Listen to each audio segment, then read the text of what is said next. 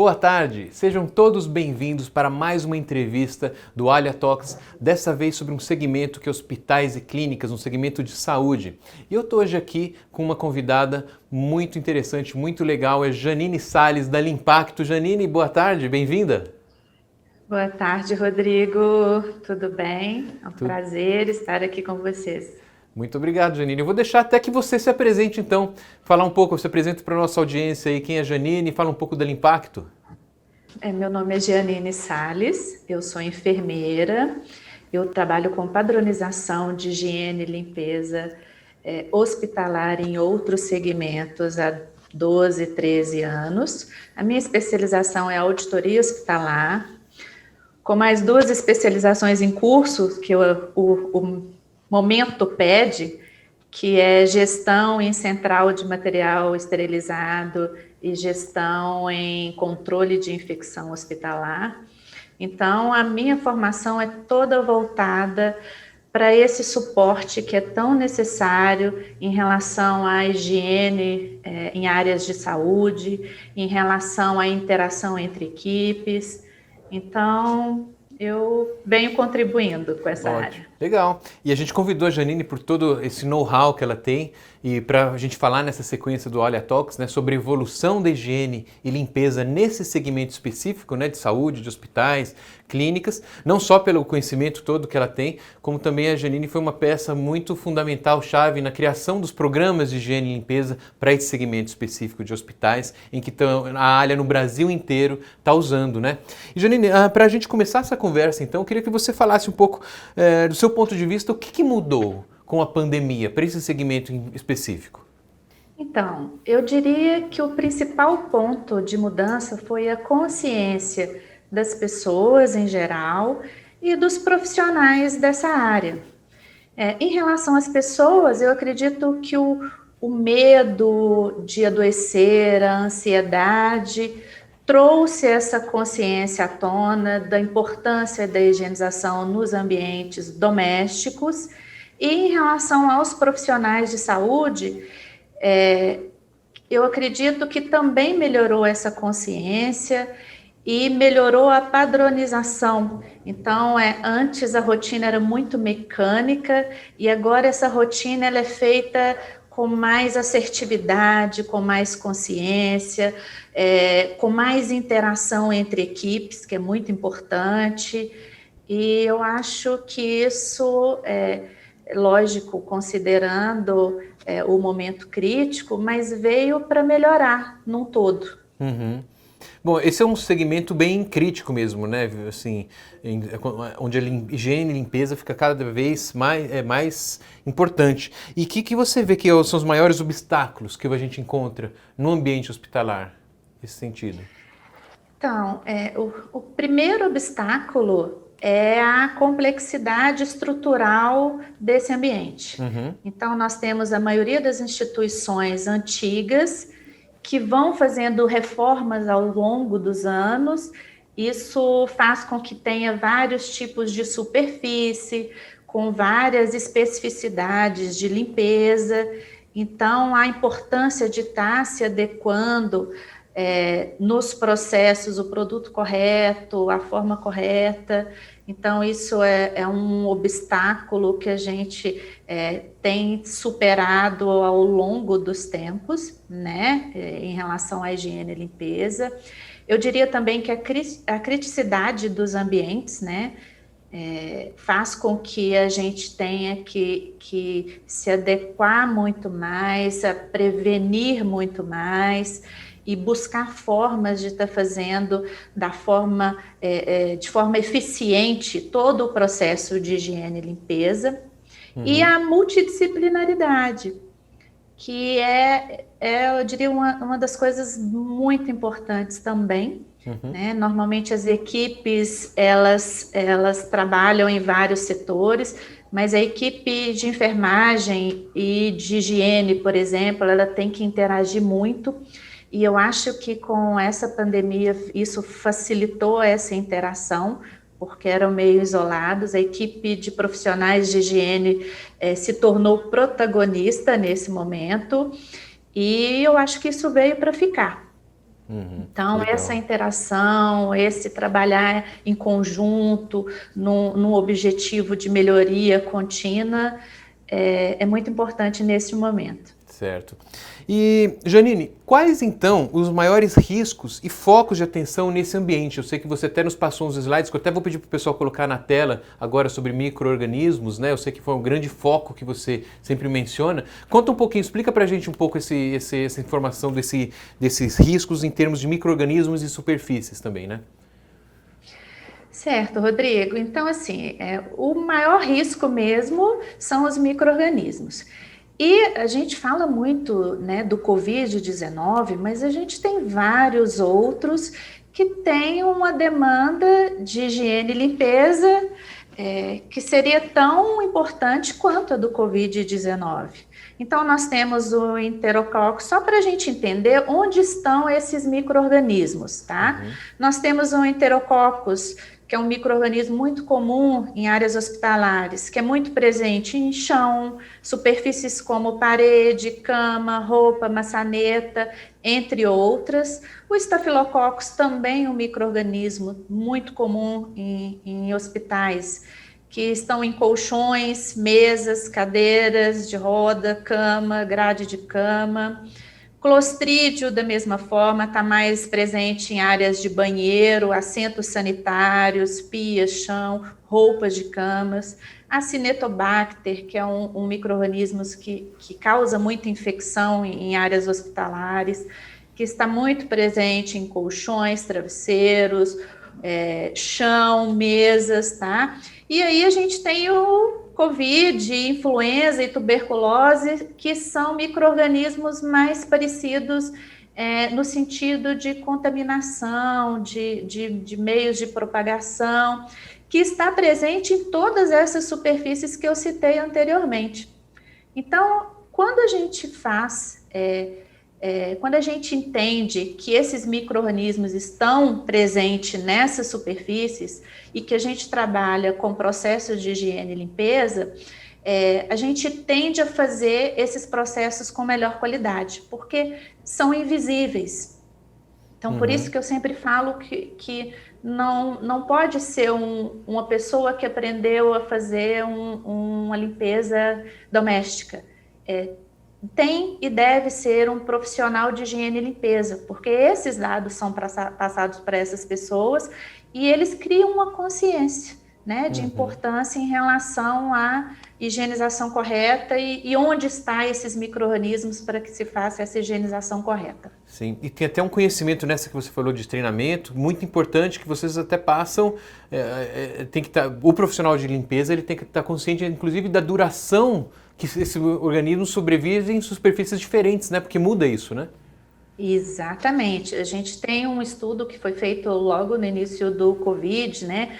Que fala quais as superfícies e quanto tempo ele permanece nessas superfícies, né? Quanto tempo ele está ativo nessas superfícies. Então, aqui a gente tem, falando de superfícies de aço inoxidável, 72 horas, 3 dias. Em superfícies plásticas, também 3 dias. Em superfícies de papelão, 1 dia. Em superfícies de cobre, 4 horas. E quando ele está aerosolizado, né, que é o que a gente mais preocupa, então ele fica disperso no ambiente e também na água, tá? Por um bom tempo também, mais de horas, né? De 40 minutos a 2 horas e 30. Então, isso faz com que a gente desperte a atenção, né? Desse cuidado de rotina, né? Das limpezas e em aumentar a periodicidade e fazer num processo mais seguro. E, bom, a gente pensando em evolução, né, de higiene e limpeza, que ferramentas que você pode dizer que podem ser aplicadas para melhorar, então, esses processos? Então, eu diria que a primeira ferramenta, né, que a gente olha nesse processo, a primeira coisa que eu sempre falo é o profissional entender o processo. Então, a capacitação é o primeiro processo. Ele precisa entender os riscos do ambiente e ele precisa entender de que forma ele pode dirimir esses riscos, tá? E aí, nós temos os produtos, né? Hoje, cada dia mais, eles estão mais evoluídos. Então, antigamente, a gente fazia primeiro a limpeza, depois a desinfecção. Hoje, os produtos nos proporcionam fazer de uma forma, num único processo, né? Porque eles têm a ação de limpeza e desinfecção ao mesmo tempo, tá? Junto aos micro-organismos, nós temos, junto aos produtos, nós temos os equipamentos que são importantes. Hoje, Rodrigo, tem aumentado a demanda de procura por equipamentos, tá? Porque saiu da visão doméstica para o profissional. Então, hoje as instituições, com o aumento da demanda da rotina de limpeza, tiveram duas opções: ou contrata mais colaboradores e profissionais para fazer essa higienização, ou investe em equipamentos que otimiza todo o processo, né? E reduz custo. Então, eu acho que é um alinhamento com todos os itens que são primordiais, que seriam produtos, equipamentos e capacitações para estar fazendo esse processo funcionar com mais eficiência, e mais agilidade e com mais consciência também. Legal, Janine. E, bom, você falou, tem vários agentes, né, que são acionados, então, nesse processo de melhoria, né? Vários personagens que estão envolvidos, cada um com o seu papel. Quem que são esses personagens e qual que é a importância deles na implantação desses processos nesse contexto atual que a gente vive? Tá. Os gestores, eu sempre começo por eles, tá? Eu acho que os gestores estão mais conscientes em relação do protagonismo da higienização e limpezas em áreas hospitalares. Então, com as certificações hoje, né, que todos os hospitais buscam, faz com que esses gestores eles se atentem mais para a questão de estrutura física, para melhoria de profissionais mais capacitados, e agora a visão é para a higiene e limpeza ambiental. E isso, eu sempre falo que a gente só consegue mudar de cima para baixo, então tem que começar dos gestores, tá? E aí vem os profissionais de saúde, né, que eles são primordiais, né, não só para assistência, como para prevenção de todos os riscos, e isso trabalha muito em conjunto com a higienização e limpeza. E, por fim, os profissionais de saúde e limpeza que vão estar concluindo todo esse processo, para que a gente tenha um ambiente que traga segurança a clientes, a colaboradores, aos profissionais em geral. Então, acho que esses são os agentes principais. Como que o segmento de assistência à saúde, então, tem se posicionado frente a essas mudanças? Então, os segmentos, a primeira coisa com o impacto do Covid-19 é adaptar rotinas, né, diante do que tem. Então, houve muitas adaptações, houve áreas que foram fechadas e outras áreas que foram abertas, remanejamento de profissionais, foco nas áreas críticas, tá? Então, e essa adaptação foi muito rápida, né? Então, teve que ter muita comunicação para que isso acontecesse, tá? E também atualização e inovação, né? Então, assim, as notícias estão se atualizando todos os dias, os hospitais que às vezes tinham POPs ultrapassados, que são os procedimentos operacionais padrões, atualizaram esses POPs, né? Que isso já era para ter sido feito antes, então acaba que com a pandemia né, que eles deixavam isso para depois, hoje é primordial, POP atualizado, né, o procedimento operacional padrão sempre atualizado, e também essa parte de inovação, né? Os hospitais tiveram que inovar. Então, como que eles fizeram essas inovações? Eles buscaram programas organizacionais efetivos. Então, assim, a organização fez toda a diferença. Então, sistemas organizacionais que facilitasse todo esse processo sequencial, que tivesse um fluxo, né, um fluxo sequente para estar facilitando e para estar fazendo essa prevenção adequadamente. Muito bem, Janine. E tem personagens que a gente já falou deles, né? Outros personagens novos que também são fabricantes, fornecedores e distribuidores. Então, eu queria saber de você, qual que é o papel desses outros personagens, né, que não estão diretamente dentro do hospital, mas qual que é o papel dele nesse novo cenário? Eu diria que é um papel fundamental, tá? Cada um no seu contexto entender qual a melhor forma de trabalhar para trazer eficiência, para trazer melhoria de processos. E aí eu tenho visto, por exemplo, tecnologias em relação a equipamentos e produtos, né, de fabricantes, tem buscado isso, tem apresentado isso às instituições, aos distribuidores. Então, nós temos produtos com mais eficiência, produtos multifuncionais, que hoje para a gente é muito importante. Então, nós saímos de uma época em que a gente utilizava detergente, depois desinfetante, então nós fazíamos 2 processos. Hoje a gente tem produtos que fazem esses 2 processos numa única vez. Então, ele limpa, ele desinfeta, ele clareia superfícies. Então, quanto mais funções tiver num único produto, mais otimizado vai ser o processo, porque a gente está sempre precisando de tempo. E Sim. Tempo é o que menos se tem em relação aos segmentos hospitalares para higienização. Então, quando a gente tem produtos que otimizam esse tempo, para nós é muito válido. Junto a ele, a gente tem, né, para trabalhar em conjunto, os equipamentos que têm trazido grande benefício, aumentou muito a demanda de equipamentos. Eu conheço fornecedores que relatam 40% no aumento de vendas em equipamentos para áreas hospitalares. Por quê?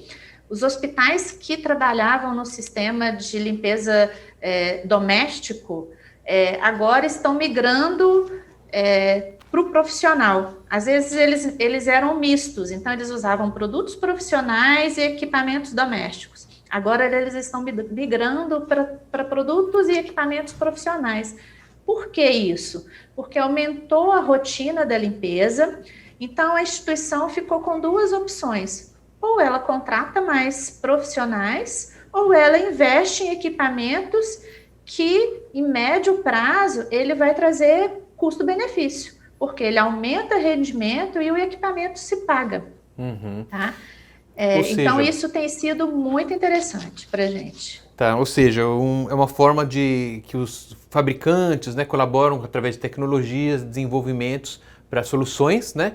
E também tem um papel muito importante, como você fala, como você participou, inclusive, né, na área de criação eu não digo só protocolos, né, mas são protocolos alinhados a esses processos, são programas mais compreensivos que também tocam não só o como fazer, como você falou até agora, e sim a parte de conscientização, treinamento, auditoria, né, uma forma colaborativa que eu acho que essa inteligência trabalha para melhorar a saúde e higiene nos hospitais e nesse segmento, né? Isso. Nós precisávamos, Rodrigo, de um intermediário que trouxesse as novidades em produtos, as novidades em equipamentos, a informação prática e objetiva numa linguagem que é compreensível, que é de fácil compreensão para os profissionais que trabalham com higienização.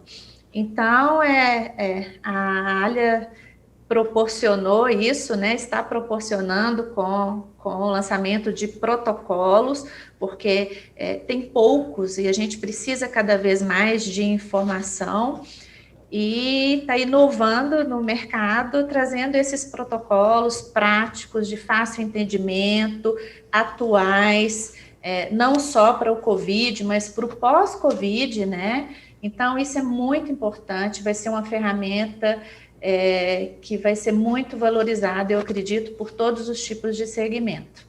Legal, Janine. Janine, para a gente encerrar nossa conversa, tem uma pergunta para, de certa forma, sintetizar muito do que a gente falou agora, né? Que eu queria que você comentasse um pouco, na sua opinião, como que vai ser o futuro de higiene e limpeza para esse segmento? Como que você enxerga esse novo cenário daqui para frente?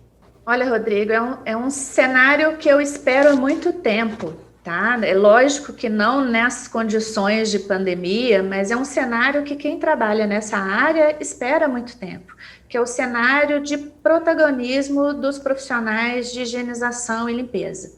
Tá? E além do protagonismo, né, desse setor, é a questão da interação multidisciplinar.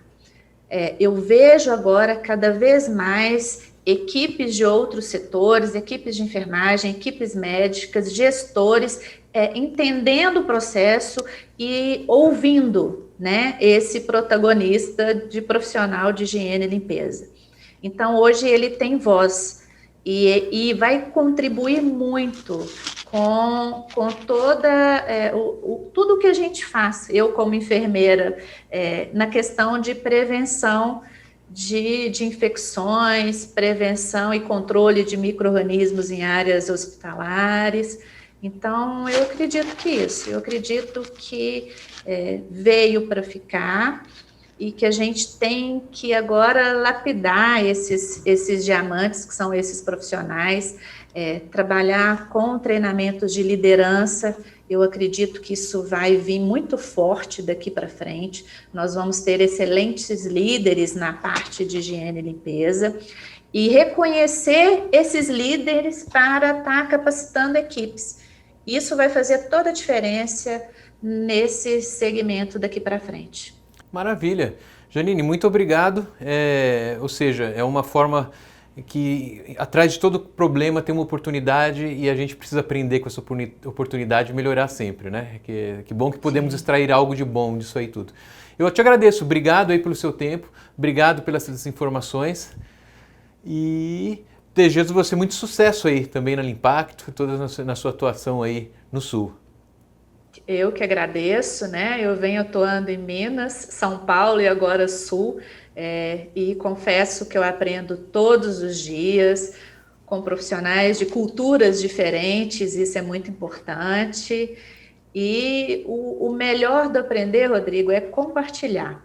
Então, saber compartilhar e falar a língua de quem precisa aprender para melhorar todos os dias essa área é muito importante, na minha opinião. Então, eu que agradeço a vocês pela oportunidade e estou à disposição.